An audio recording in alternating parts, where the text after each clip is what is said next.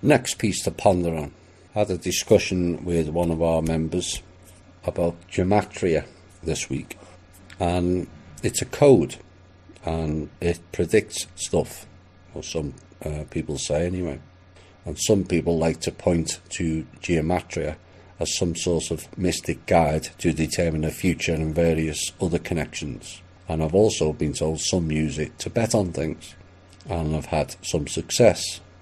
But people don't ask, where did this code originate? Who put it together? And who presented it to the public, and why? We appear to know little of those answers to those questions, and a Google search is pretty pointless. It's about as valid as the Snopes.com site.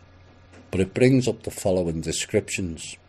Gematria originated as an Assyro-Babylonian Greek system of alphanumeric code or cipher that was later adopted into the Jewish culture.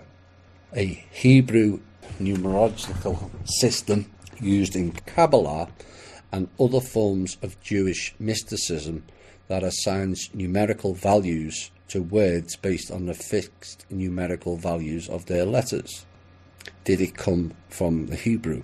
Now, my impression is that Hebrew and Kabbalah was introduced by the Anunnaki. So from that perspective alone, it raises some issues of what its real intention is.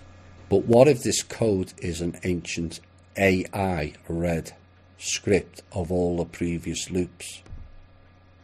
If that's the case, of course, all the predictions will come true, as it's based on the repeat movies of the previous 5 loops.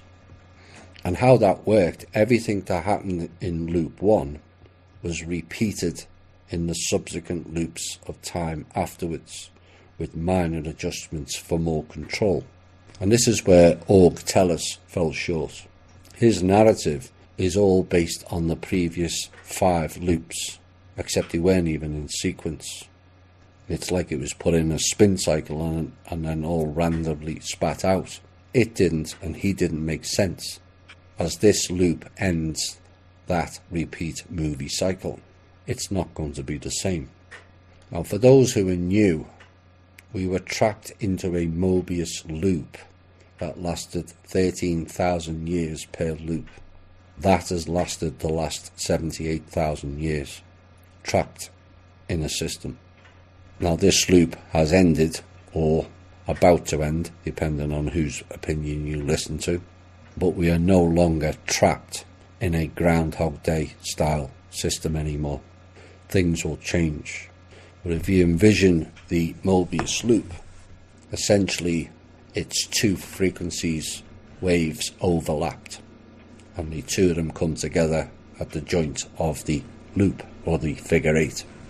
With that disconnect at the junction of the figure 8, one wave will carry on its own, and the other will carry on its own also.